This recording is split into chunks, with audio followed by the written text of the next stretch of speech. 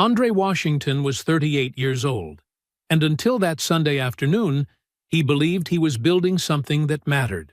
He owned his own electrical contracting business. He'd renovated his home with his own hands. Every cabinet, every wire, every tile.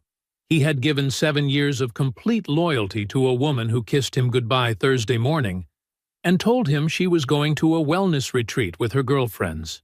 She wasn't. While Andre was wiring other people's houses, his wife was 4 states away with her ex, a man she'd described as ancient history. 12 phone calls, the last one, 47 minutes long, placed at 11:23 at night. Camille Washington came home Monday evening expecting to walk through her front door. Instead, her headlights swept across the lawn, and every suitcase she owned was waiting for her outside. What she didn't know was that the bags on the lawn were only the beginning. Andre had barely started. Before we jump into the story, comment where in the world you are watching from, and subscribe because tomorrow's story is one you need to hear. The kitchen light came on at 6 a.m. the same way it always did, not because of a timer, but because Andre Washington was already standing under it. He filled his coffee mug at the counter he'd built himself. Dark walnut, 42 inches. He'd measured it twice, cut it once, and set it level on a Saturday 3 years ago while Camille was at brunch. He ran his thumb along the edge of it now, the way he sometimes did without thinking. It was solid.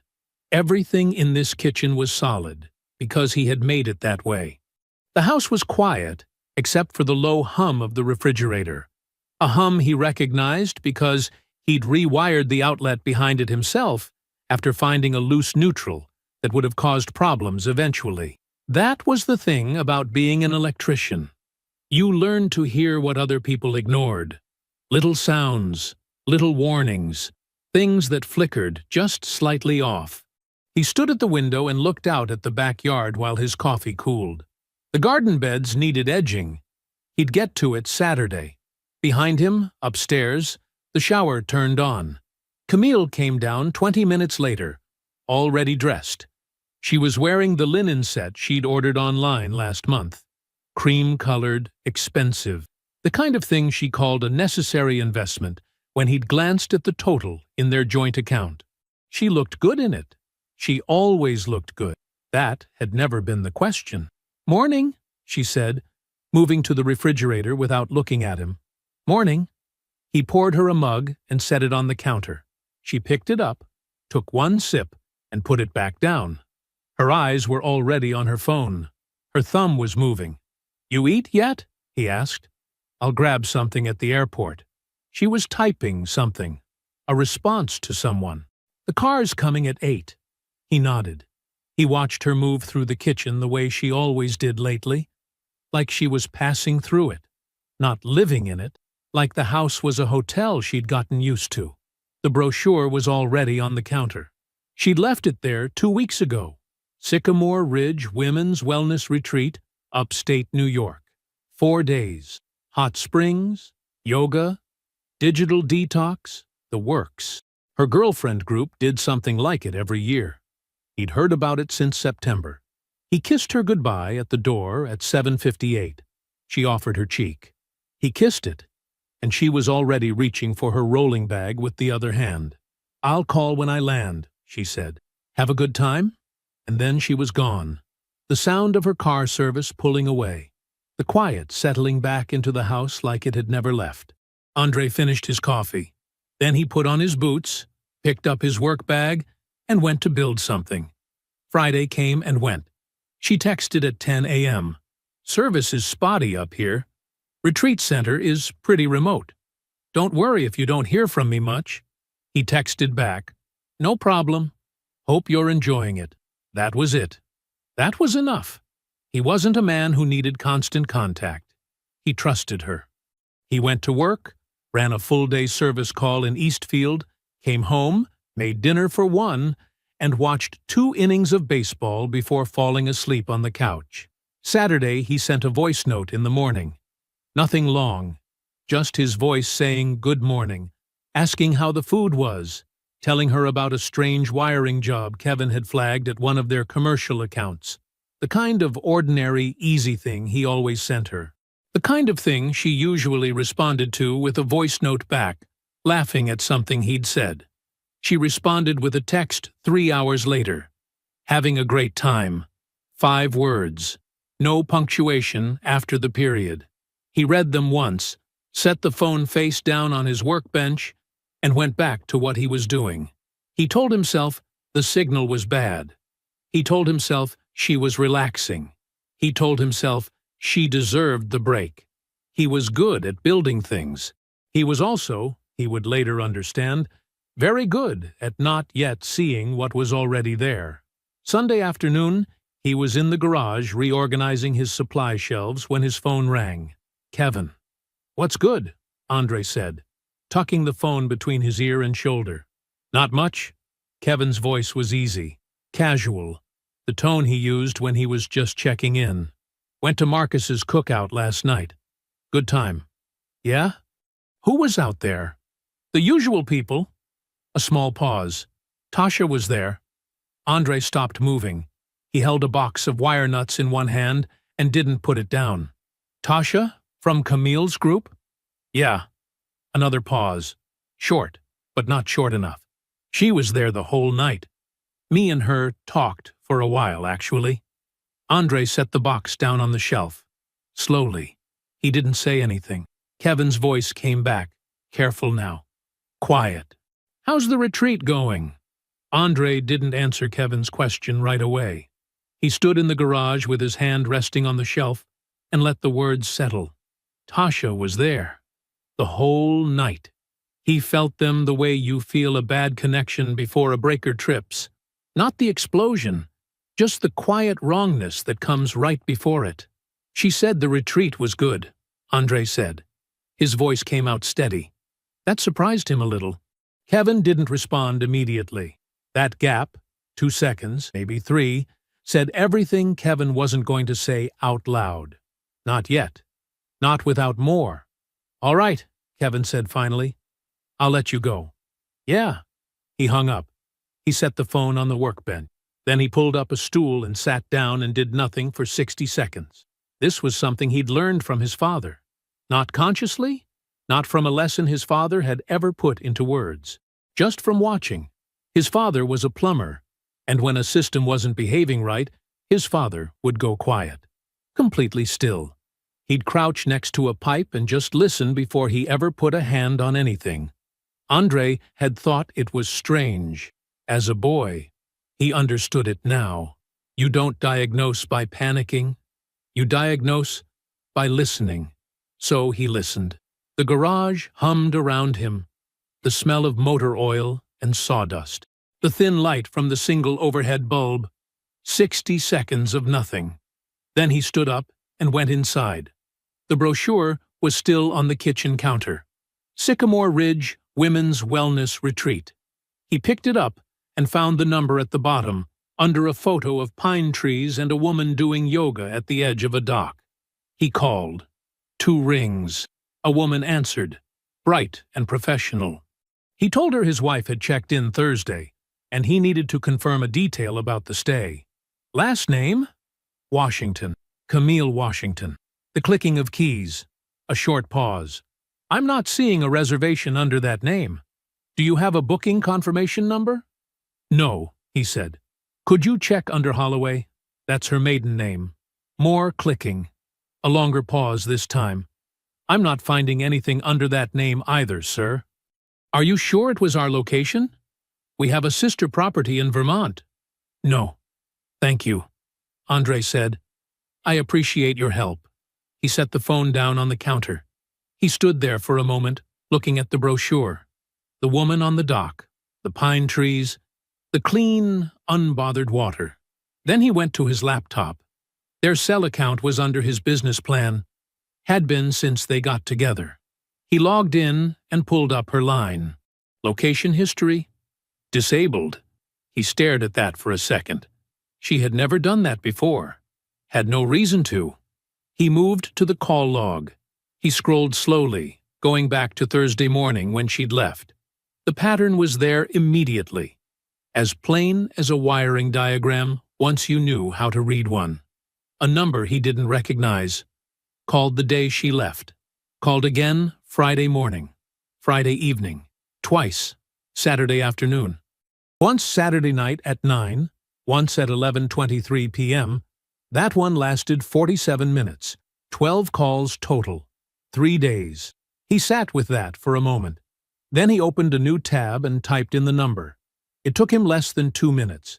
Brandon Price. The search results came back with a LinkedIn profile, a real estate development company in the city, and a Facebook page he hadn't updated since last year. A well-dressed man in his late 30s, with a wide smile and sharp taste in sport coats. Andre had heard that name exactly once in his life. The summer before he and Camille got married, she'd mentioned it offhand at dinner, a man she used to date before they met. She'd kept it brief. It was nothing serious. A long time ago. He hadn't thought about it since. Hadn't had reason to. He looked at Brandon Price's face on the screen for a long time. Then he closed the laptop. He didn't sleep that night. He didn't try to. He went back to the garage and sat in the workshop until the neighborhood went completely quiet outside. No cars, no voices, nothing but the occasional dog somewhere down the block. He thought about Camille leaving Thursday morning in the cream-colored linen set.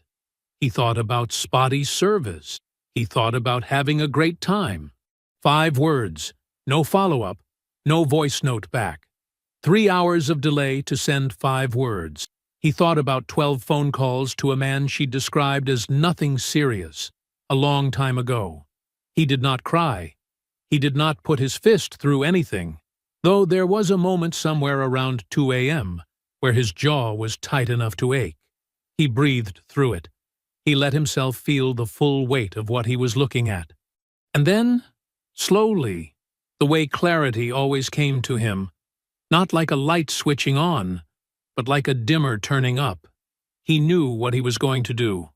Not because he was angry, because he was finished. Monday, he moved through the house with purpose. He pulled the luggage from the closet, all of it, her rolling carry-on, her large checked bag, the weekender with the gold zipper she'd bought in Charleston, the 3 tote bags she kept on hooks by the bedroom door.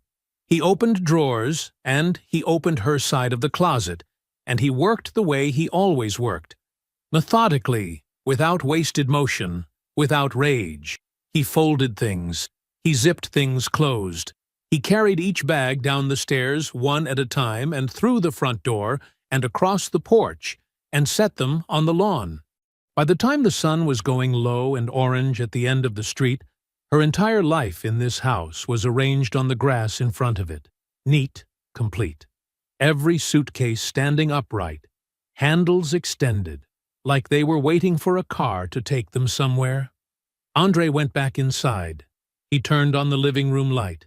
He sat down in his chair, and he waited for her headlights. Her headlights swept across the lawn first. That was how he knew she'd seen it. The car slowed before it even turned fully into the driveway. The headlights moved across the grass and caught the bags in a slow, sweeping arc, and the car just stopped. Not parked, stopped, sitting half in the street with the engine still running. Andre watched from the window. He could see her silhouette through the windshield, the shape of her head. She wasn't moving. Then her phone lit up in her hand, and his phone buzzed on the arm of the chair. He picked it up. He answered. Andre. Her voice was careful, controlled.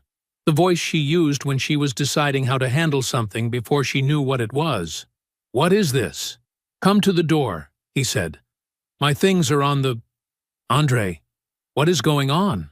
Come to the door. He watched her get out of the car.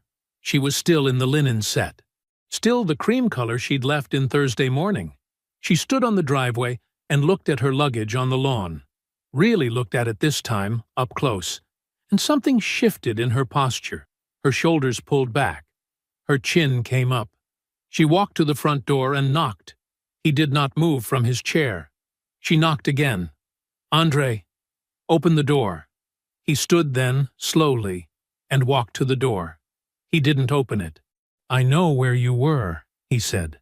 His voice was quiet, even. "I know who you were with. You don't live here anymore."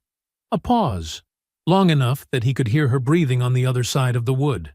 "That is not—" She stopped. Reset.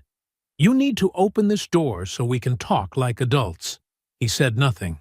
"Andre," the careful voice was starting to crack at the edges, "this is a misunderstanding. Whatever you think you know, Sycamore Ridge has no reservation under your name," he said. "Not Washington, not Holloway, nothing." Silence. "You had 5 days to explain," he said. "You spent them with someone else." That was when the performance broke open. She knocked harder. She said his name 3 times, then called him controlling, then said he was making a scene, then said this wasn't fair, then said the neighbors. And she was right about that last part, because across the street Mr. Patterson's porch light had clicked on, and 2 doors down the Garcia's side light was on too, yellow rectangles of attention falling across the quiet block. Camille didn't lower her voice. She was past that. "You don't get to do this," she said, loud now, her voice gone jagged. "You don't get to just— I have rights, Andre. To this house. You can't just put my things on the lawn." "I packed them neatly," he said. "Every item. Nothing's damaged." "That is not the point." He stepped back from the door. He picked up his phone and called Kevin. Kevin answered on the second ring. "She's here," Andre said. "10 minutes," Kevin said, and hung up. Camille was still at the door. He could hear her moving back and forth on the porch, heels on the wood planks, the sound of someone pacing through something they hadn't prepared for. She knocked again, twice, then went quiet for a moment. When she spoke again, her voice had changed. Lower, softer. The edges sanded down into something that was supposed to sound like reason. "Andre, please, just let me in so we can talk. I know this looks bad, but you don't have the full picture." He stood very still on his side of the door. He didn't say anything. There was nothing left to say through a door that was going to stay closed. Kevin's truck pulled up at the curb 9 minutes later. He got out without rushing, put his hands in his pockets, and stood at the edge of the lawn without a word. He didn't look at Camille with anger. He just looked at her, steady and still, and that seemed to be worse. Camille stood on the porch and stared at Kevin. Then she turned back toward the door. Her voice came out brittle now, something hard trying to hold its shape. "You're going to regret this," she said. "You hear me? You're going to regret this." Andre said nothing. She stood there for another moment. Then she came down off the porch and crossed the lawn and started loading her car. She was crying, and she was furious, and the 2 things were tangled up together, neither one winning. Kevin stood where he was and watched without moving. He did not help her. He did not speak. It took her 11 minutes. When her taillights reached the end of the block, Andre watched them shrink and then disappear around the corner.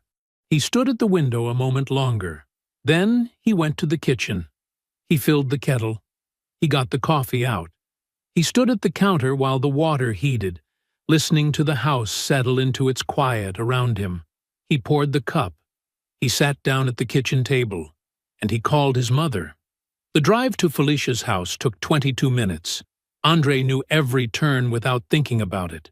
Past the hardware store on Clement, where he'd bought his first set of wire strippers at 19. Past the church on Dubois where his father's funeral was held. Left on Meridian, right on Sable, and then the small yellow house with the white shutters and the rose bushes his mother had been keeping alive for 30 years. Her kitchen light was already on when he pulled up. He sat in the car for a moment. Just sat there. The morning was gray and quiet, the street still mostly asleep. A dog barked somewhere distant, and then stopped. He got out and knocked twice, and she opened the door before his hand dropped. "Coffee's ready," Felicia said. She stepped back to let him in. She was already in her day clothes, a pale blue blouse, dark slacks, the small gold earrings she wore every day without exception. She looked at him the way she always had, the way that saw through rather than at, and she didn't comment on his face or the way he was carrying himself. She just went to the kitchen and poured him a cup and set it at the table across from hers. He sat down. She sat down. She folded her hands around her mug and waited. Andre looked at the table for a moment. Then he told her. All of it. Kevin seeing Tasha at the cookout. The retreat center with no reservation. The call log. The 47-minute call at 11:23 p.m. Brandon Price, a name from 7 years ago. The luggage on the lawn. He told it in order. The way he'd have explained a wiring problem to a client. This is what I found. This is what it means. This is where things stand now. Felicia did not make a sound while he talked. She didn't cluck her tongue, or shake her head, or reach across to touch his hand. She just listened, the way she'd always listened, completely and without interruption, her eyes on his face. When he finished, the kitchen was quiet. She lifted her mug and took a slow sip and set it back down. "I'm going to tell you something I should have told you before," she said. "I want you to know I've been sitting with whether or not I made the right call." Andre looked at her. 2 years ago. The Thanksgiving dinner, when everybody came here. She paused. I was in the hallway getting the extra chairs from the closet. Camille was in the back bedroom. The door wasn't all the way closed. She set her mug down carefully. She was on the phone with somebody. I don't know who. I wasn't trying to hear her, but the hallway's not long. She looked at him directly. She said Andre was not where she thought he'd be by now. Felicia's voice was flat and precise, the way she read things aloud that deserved to be heard exactly as they were. That's what she said, word for word. I've held on to those words 2 years because I've had 2 years to think about them. Andre didn't say anything. I told myself I could have misheard, Felicia said. I told myself even if I heard it right, one phone call didn't mean what it might mean. I told myself a wife talks to her friends sometimes and says things she doesn't fully mean. She paused. I was protecting you, or I was protecting myself from being the one who handed you that. I'm still not entirely sure which. Andre looked down at his coffee. Steam was still rising off it in a thin curl. Fell, he said. I know, she said quietly. He was quiet for a moment. Then he asked, What do you think I should do? Felicia looked at him for a long beat. The rose bushes outside the window were bare this time of year, just thin stems against the gray morning sky. You already know, she said. You've already started. You came here to make sure you're not crazy. She picked up her mug again. You're not crazy, baby. He drove home an hour later. He sat at the kitchen table with his laptop and pulled up their joint bank account. Then their secondary checking. Then the shared credit card they'd opened the second year of the marriage. He was not looking for anything in particular. He was doing what he always did when something felt wrong with a system. He went back to the beginning and read every line. The credit card was clean, ordinary. The secondary checking account showed normal patterns, groceries, utilities, the occasional online order. But the joint checking told a different story. It took him 40 minutes of scrolling before the shape of it became clear. Once he saw it, he couldn't unsee it. Cash withdrawals. Spread out so they didn't cluster. Never on weekend. Always on days he was running long jobs. A commercial install, a multi-day rewire, a full panel replacement across town. $400, $500, $450, $600. Always ATM. Always cash. He opened a spreadsheet. He entered every one. He cross-referenced the dates against his old work calendar, still synced to his phone going back 3 years. 22 months of withdrawals. The first one dated to a Tuesday in March, 2 years and 1 month ago. He opened a second tab and pulled up Brandon Price's LinkedIn profile. Brandon Price had relocated from Atlanta to the city. The date listed was February of that same year. Andre looked at the two numbers, the withdrawal date, the relocation date, and sat very still in the quiet kitchen. The total in the spreadsheet read $14,200. Andre called Kevin at 7:14 that evening. He didn't lead with the headline. He started with the spreadsheet, dates, amounts, the pattern of when the withdrawals happened and when they didn't. He walked through it the same way he'd walked his mother through everything that morning. In order. No editorializing. Just the facts laid flat. Kevin didn't interrupt. When Andre got to the Brandon Price LinkedIn date, February, 2 years and 1 month ago, and then read the date of the first withdrawal, March of the same year, the line went quiet. Not the kind of quiet where someone is thinking of something to say.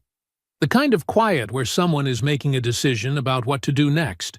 Say that again, Kevin said. The two dates. Andre said them again. Another beat of silence. Aight, Kevin said. His voice had changed. Not louder, not harder, just settled.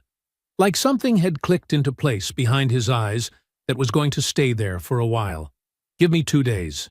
Kevin called back on a Thursday evening and told Andre to come to his place. Andre drove over after sundown. Kevin lived in a 2-bedroom unit above a dry cleaner on Forsyth. Practical, close to the highway, easy access to the city and the suburbs both, which mattered for the property work he did on the side. Kevin had a folding table set up in his living room. His laptop was open. Papers were spread across the surface in stacks that looked disorganized but weren't. Kevin had a system, always had, and everything was exactly where he could put his hand on it. He poured Andre a glass of water and sat down. Brandon Price, Kevin said. He turned the laptop to face Andre. Real estate developer, has a website, has a LinkedIn, has a business address downtown that's technically a shared office suite. He tapped the screen. Looks legitimate on the surface. Looks like a man with a portfolio. He doesn't have a portfolio? Oh, he has one. Kevin pulled a paper from the top of the nearest stack. 2 residential properties. First one purchased 18 months ago. Second one, 8 months ago. He set the paper down and tapped it. Both of them were funded, in part, through down payments from an LLC. Andre looked at the paper. It was a printout of public property records, addresses, purchase prices, the name of the LLC listed as the originating entity. What's the LLC? Andre asked. BP Holdings Group, registered with the state. Kevin pulled another page. Formation date. 1 month after Brandon Price moved back to the city from Atlanta. Andre looked at the date. He looked at the withdrawal date from his spreadsheet, which he had printed and folded in his jacket pocket. He took it out and set it on the table. The LLC was formed in March. The first withdrawal was April.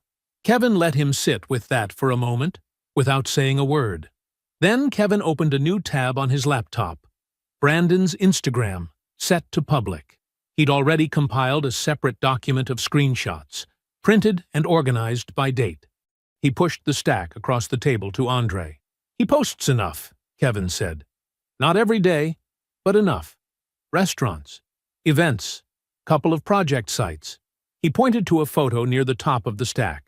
Brandon at a rooftop bar. Skyline behind him. A group of people around a table. This one's from 14 months ago. Look at the bottom left corner.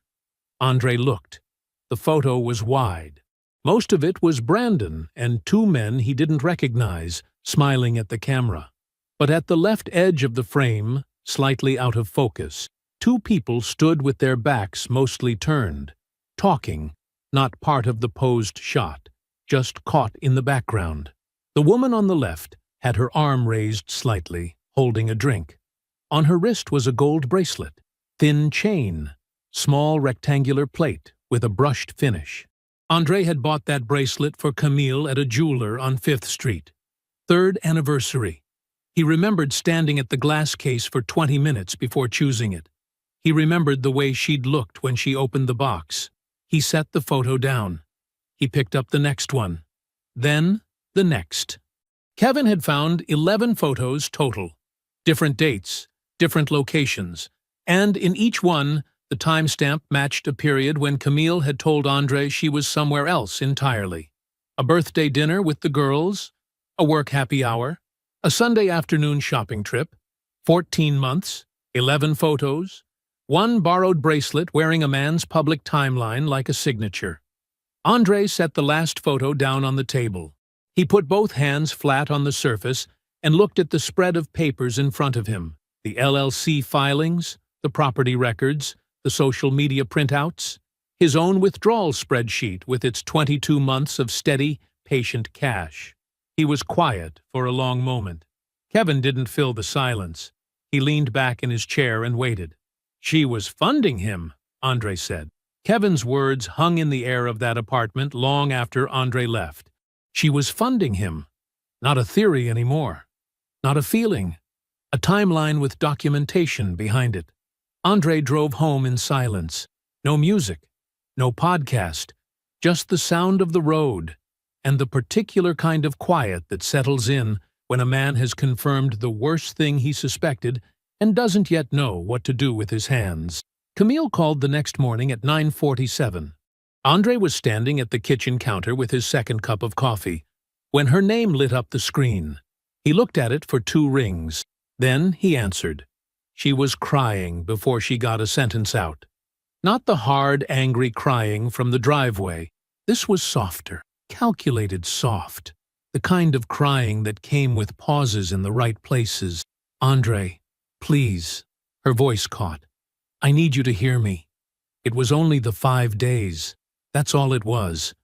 I made a terrible mistake, and I know that, and I'm not trying to minimize what I did. I love you. I do. And I want to come home. I want us to go to counseling and actually work on this. He listened. She kept going. She talked about the marriage having problems she'd been carrying alone, problems she didn't know how to bring to him. She talked about feeling disconnected.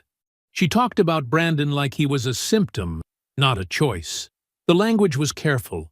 It sounded rehearsed in the way that things sound when someone has been coached by their own fear into something that almost passes for sincerity. Andre said nothing.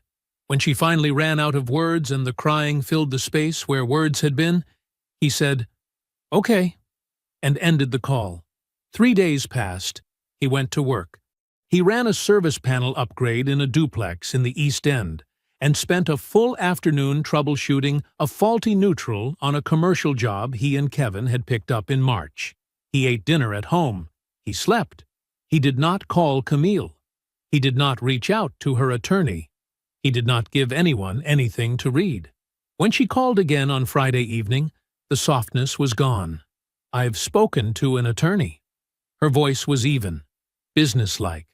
The crying was over. "And I want you to understand that I have rights here, to this house, to what we built together. I'm not trying to be difficult, but you can't just put my things on the lawn and act like that's the end of it." "I hear you," Andre said. "So what does that mean?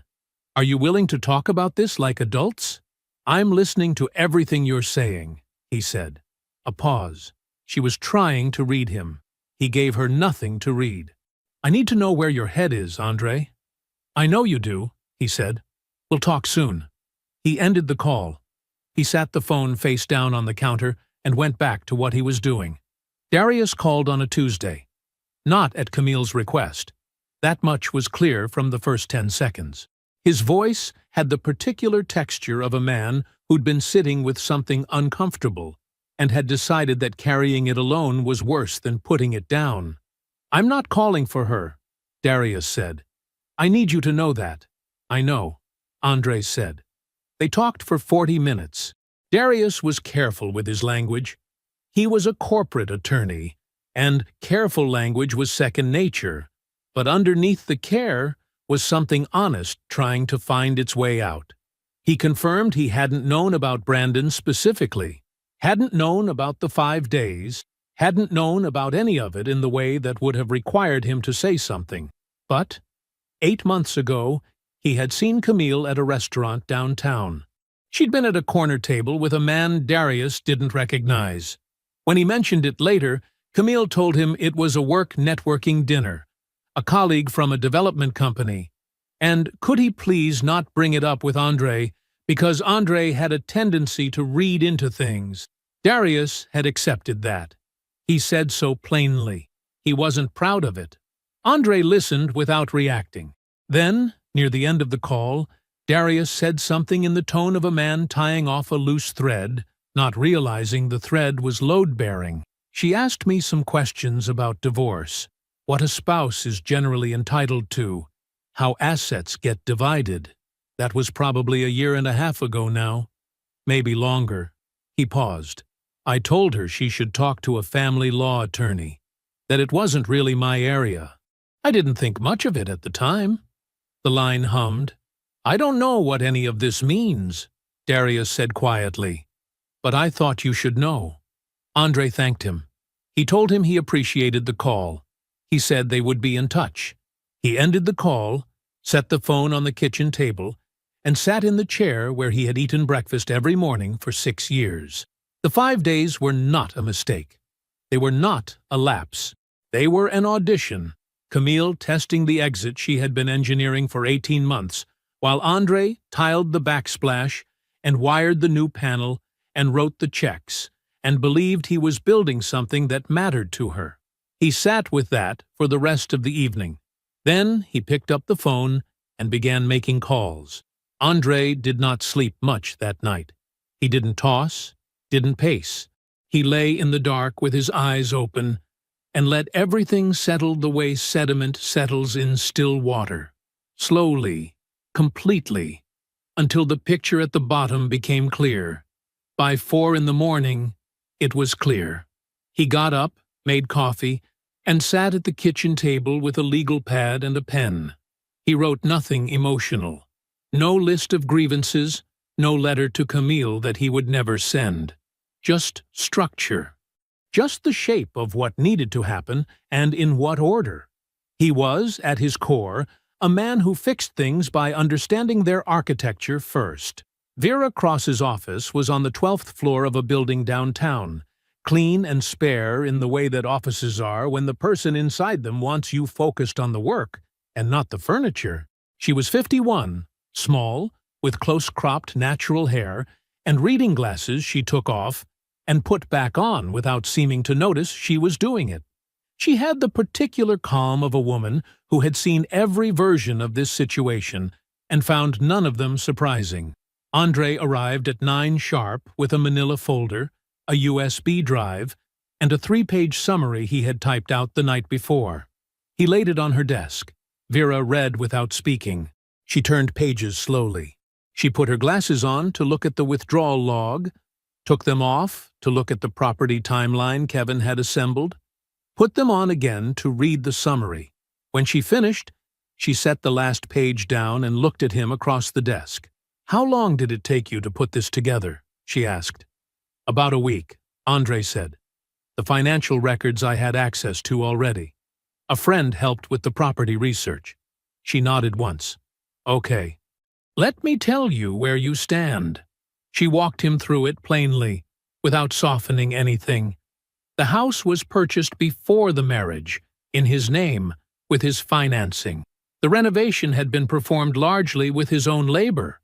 Labor he had documented over 3 years in the form of contractor permits, materials receipts, and work logs he kept as a professional habit. His income had represented the dominant share of the household's financial base throughout the marriage. All of this was documented. The cash withdrawals are a problem for her, Vera said. Not necessarily prosecutable, but in a divorce proceeding, that pattern tells a story. It tells a story about her credibility and about her intent. Any claim she makes about good faith participation in this marriage is going to sit next to that withdrawal log. She tapped the page lightly. Her attorney is going to advise her to tread carefully once they see what you have. Andre nodded. She's already made claims about the house. She can make them, Vera said. That doesn't mean they'll hold. Premarital ownership with documented improvement records is a strong position. We'll defend it. He left her office an hour later with a clear picture and a retainer agreement signed. The partnership paperwork with Kevin took 2 days. Kevin already had the framework drawn up. He'd been sitting on it for months, waiting on Andre to say the word. They met with a business attorney on Wednesday and walked through the restructuring of Washington Electrical Services into a formal partnership. Equity stakes documented, roles defined, everything filed and clean. It was legitimate. It was thorough. Andre's attorney confirmed it was entirely appropriate under the circumstances. When they walked out of that office, Kevin clapped him once on the shoulder and said nothing. He didn't need to. The letter from Camille's attorney arrived on Thursday.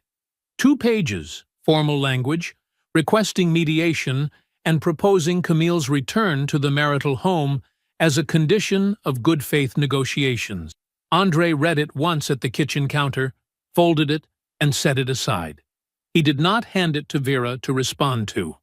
Not yet. Instead, he picked up his phone and called Camille directly.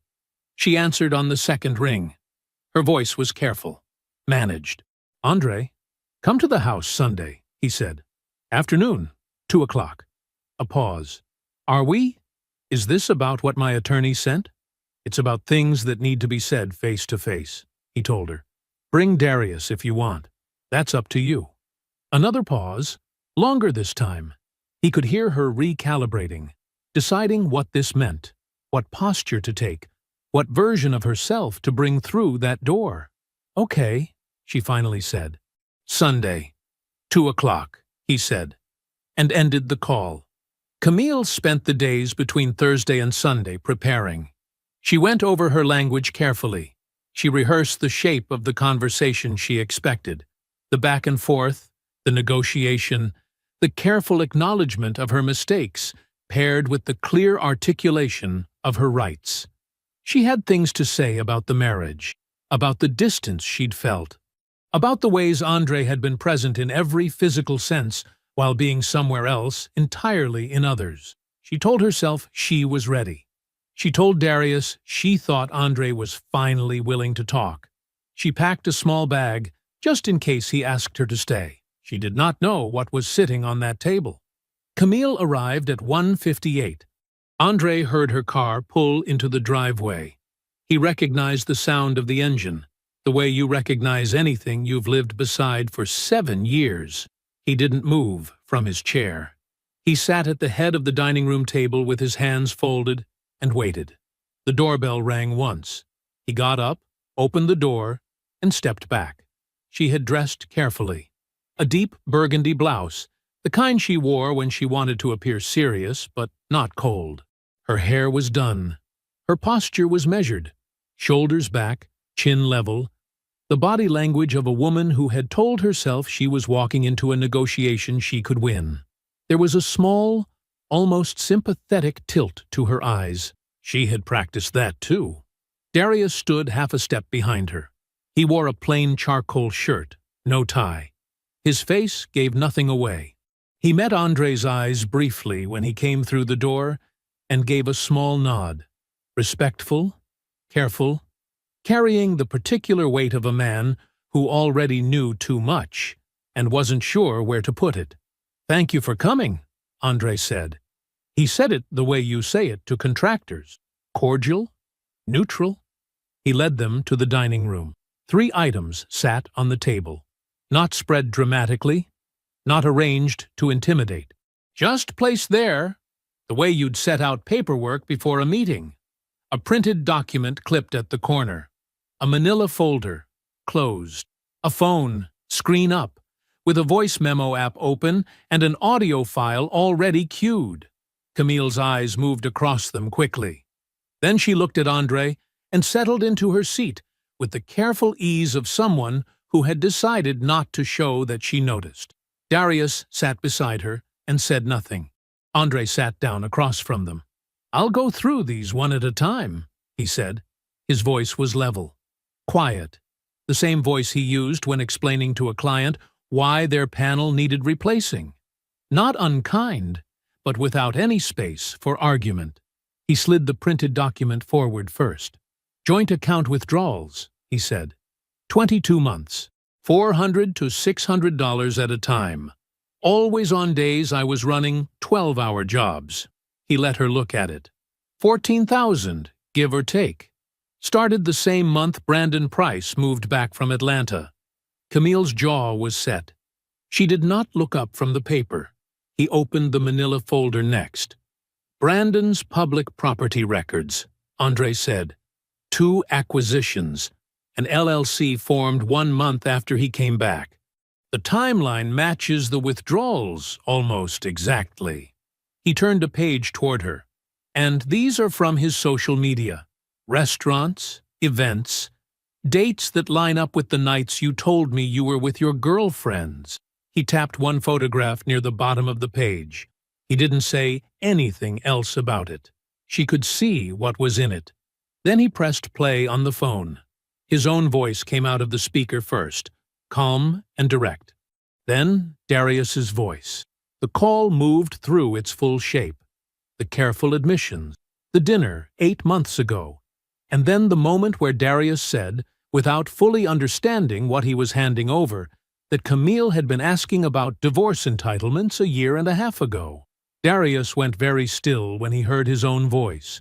Andre stopped the recording. He looked at Camille. You weren't having a rough patch, he said. You were running a project. You were deciding whether to trade up, while I paid for the option. The room was absolutely quiet. Camille's mouth opened. The rehearsed language came. She could hear herself reaching for it. The marriage had problems. You were never really present. I was lonely, Andre. You have to understand what that does to a person over time. This wasn't just about Brandon. This was about us. I don't need an explanation, Andre said. He said it without heat, without cruelty. He said it the way you close a door. Not a slam, just a firm click of the latch. I needed a wife, he said. You were a tenant with a longer game. Camille stopped. Something moved across her face. Not guilt. Not quite. More like the specific humiliation of a person who has been understood completely and has no counter for it. Her script was still in her head, all that careful language, and none of it fit anymore. He hadn't given her the argument she'd prepared for. He'd simply told her what she was, and the worst part was how quiet he was when he did it. She looked down at the table. The silence stretched for a long moment. Then Darius turned his head and looked at his sister. He looked at her the way you look at someone you have known your whole life and are only now fully seeing. It was not a hard look. It was something worse than hard. It was sad and certain, and without any remaining room for doubt. You should have just been honest with him, he said. He said it quietly, like something he'd been holding for a while. Camille had no answer. Not for Andre. Not for the table. Not for the 3 items that still sat there, patient and complete. And especially not for her brother. The papers were filed on a Wednesday. Vera Cross moved quickly and without fanfare. She submitted the initial divorce petition along with a financial disclosure packet that was, by any measure, one of the most organized documents her paralegal had seen in 3 years of working for her. Every withdrawal, every date, every account balance. 2 years of joint statements with the relevant entries highlighted in yellow, clean and precise, the way Andre did everything. Camille's attorney, a man named Forsyth, who operated out of a glass-fronted office downtown and was known for aggressive opening positions, received the packet that same afternoon. He called Camille that evening. The call lasted 11 minutes. Nobody was present for it but Camille, sitting on the edge of a bed in her sister-in-law's guest room with the phone pressed to her ear, but the shape of it could be read clearly in everything that followed. Because after that call, Forsyth's aggressive opening position quietly became something else. The letter his office had sent demanding Camille's right to return to the marital home was not followed up. The language in his subsequent correspondence to Vera Cross became measured, careful, the posture of a man who had looked at a paper trail and done the math. During discovery, the withdrawals came into full view. $14,000. 22 months. A pattern so consistent it looked like a second job. Forsyth sat across from Camille in his conference room 2 weeks into proceedings and used the word credibility 4 times in a single conversation. He did not accuse her of anything criminal. There was nothing criminal to accuse her of, technically. The money had been in a joint account, and she had the legal right to access it. But the pattern, he explained. The pattern was the problem. Juries don't like patterns, he said, even though this wasn't going to a jury. Judges don't like patterns either, he clarified. Mediators don't like patterns. The pattern made everything else she said about the marriage. The emotional unavailability, the mutual fault, the loneliness, land differently than it would have otherwise. It made her look like a woman who had been preparing, not suffering. She sat with that. He advised her, carefully but plainly, to abandon the aggressive claims. The house, in particular, was a wall she would not be able to climb. Andre had purchased it before the marriage. He had documented every renovation cost, every hour of labor, every material receipt in a way that was either very fortunate or very intentional. And Forsyth suspected it was the latter. The settlement they eventually reached was equitable, technically fair. It acknowledged the years and divided what could be divided and assigned what could be assigned. But it was not what Camille had calculated for herself when she was sitting in her car 18 months ago researching dissolution terms on her phone while Andre was 60 feet above someone's ceiling fixing their wiring. The house sold in 5 weeks. It had always been a good house. Andre had seen to that. The proceeds split according to the agreement. And that chapter closed with the particular silence of a door that has no reason to be loud. 4 months after Vera Cross filed the initial petition, a woman named Simone appeared in Brandon Price's Instagram stories. She appeared the way these things always appear, gradually and then all at once. A corner of a restaurant table, a laughing shot on someone's boat, then a photo where she was centered and tagged, and Brandon's arm was around her shoulders, and his smile was easy and uncomplicated in the way smiles are when there is nothing complicated in the room. Simone had no prior marriages, no ongoing legal proceedings, no paper trail. Camille found out on a Thursday evening through a woman named Priya, who had been in their friend group for 4 years and who delivered the information the way people deliver things they feel guilty about knowing, quickly, with an apology attached, as if speed reduced the damage. It did not reduce the damage. Camille did not call anyone after that call. She sat in the guest room that was not her room in the house that was not her house, and she held the phone in her lap and stayed very still. Brandon had not called her since the filing. She had told herself he was being careful, giving her space, being smart about appearances during an active proceeding. She had told herself a number of things, and she had been in the business of telling herself things for long enough that she was reasonably good at it. But there was no version of Simone's smiling face in Brandon's stories that could be explained into something manageable. The friend group did not hold a meeting. Nobody announced anything or took sides in any official way. But Priya stopped initiating. A woman named Denise, who had always been closer to Camille's side of things, responded to texts with shorter and shorter replies until the replies stopped coming. A dinner that had been loosely planned for 6 weeks quietly dissolved. No one canceled it formally. It simply never got scheduled. Andre had known these women for years. He had fixed Priya's outdoor lighting at cost. He had lent Denise's husband his truck twice without being asked twice. He had shown up. He had always shown up. Explanations that had sounded reasonable when Camille was telling them began to sound different when the women who heard them thought about the man they were about. Darius still called. He called on her birthday. He called when their mother had a minor health scare in October and needed someone to coordinate the follow-up appointments. He called when he said he would call, and he showed up when he said he would show up. Because Darius was that kind of man regardless of circumstance. But the calls were not long. The warmth that had always been a given between them, the ease, the shorthand, the specific comfort of a sibling who knew you better than most, had been replaced by something careful and deliberate. He did not bring up Andre. He did not bring up the settlement. He did not say, "I told you so," because he was not that kind of man either. He was simply more formal now, like a man fulfilling an obligation he genuinely believed in, but fulfilling it from a greater distance than before. The rental apartment was on the 4th floor of a building 12 minutes from where she used to live. It was not a bad apartment. It was clean, and it had good light in the mornings, and the neighbors were quiet.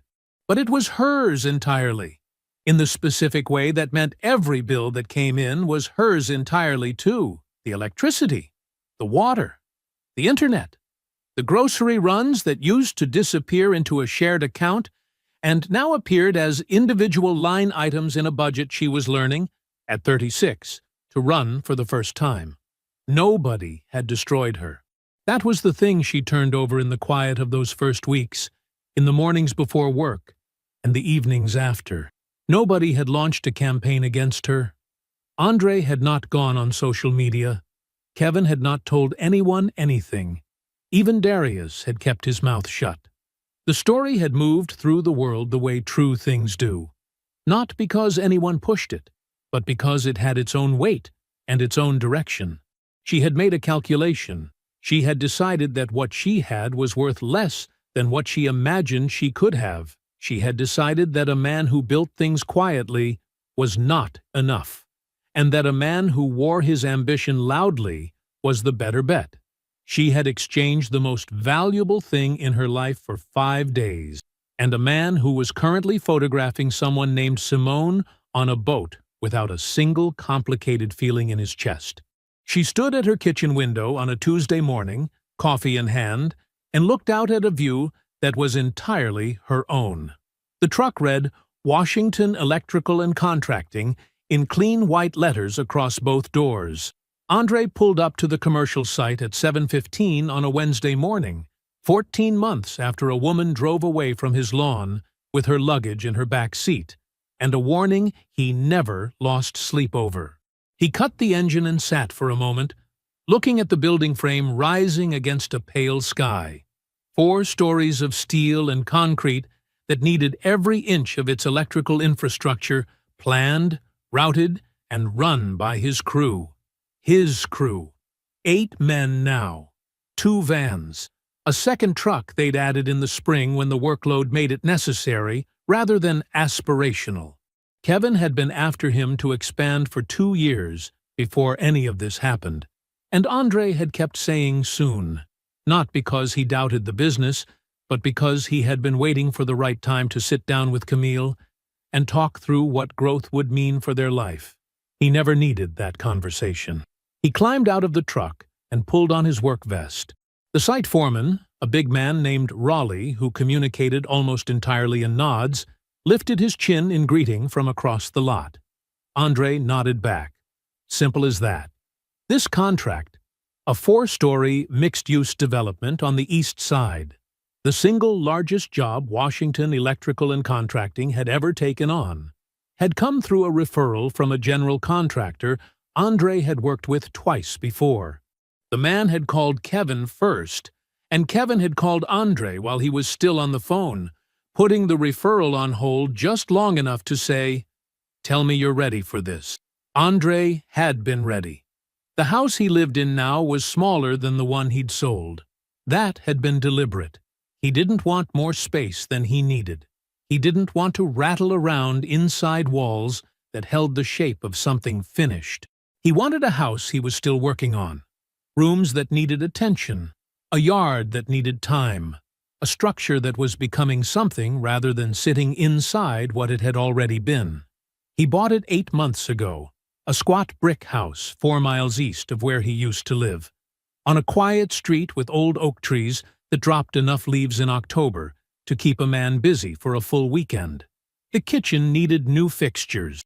Two of the bedrooms needed rewiring, something he found during his own walkthrough before he made the offer. A small satisfaction, catching what someone else had missed. He had started with the kitchen. That was how he always started. The place where people gathered. Get that right first, then move outward. Felicia came on Sundays. She brought food she said was just extra from what she'd cooked anyway, which was never true, but was always welcome.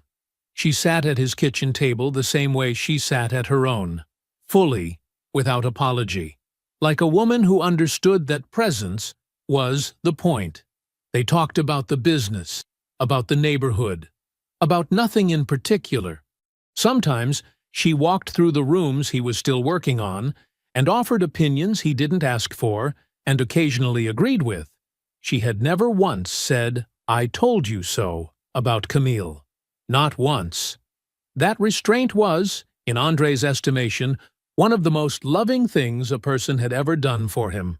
Kevin came on football Sundays, sometimes with Raleigh, sometimes with one or two of the crew, and the house filled up in a way that felt earned rather than performed. There was no management involved in any of it. Nobody was performing comfort or curating an image for an audience of one. The people in his house were there because they wanted to be there. Andre had not fully understood, until the absence of it, how much energy he had spent in a room with a woman who was quietly tallying everything and finding it insufficient. That energy was his now. He used it on the business, on the new house, on early mornings and clean invoices and a savings account that was growing in the way things grow when there is only one person making decisions about where the money goes. He was not bitter.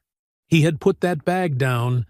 He had carried it to the lawn along with everything else, and he had left it there, and he was not in the business of going back for it. On a Thursday evening, 3 weeks after the commercial contract kicked into full swing, Andre was alone in the back bedroom, the one he'd decided would be his office eventually, running new wire through a channel he'd opened in the wall, focused and quiet, completely himself in the specific way a man is when nobody needs anything from him and the work in his hands is good work, going well. His phone buzzed on the floor beside his tool bag. He glanced down. A contact request. The name read Diane Okafor, Okafor Architecture. He recognized it immediately. An architect he had met briefly at a contractor's dinner 3 weeks back. She had asked him thoughtful questions about load-bearing renovation. Real questions, the kind that came from genuine curiosity. And she had listened to his answers in a way that meant she was actually going to use them. He looked at the notification for a moment. Then he set down his wire stripper, walked to the bathroom, and washed his hands clean. He picked up the phone. He had always been good at building things. I hope you enjoyed that one. Be sure to like the video and subscribe so you don't miss the next story. I've picked out 2 more for you that I think you'll really like.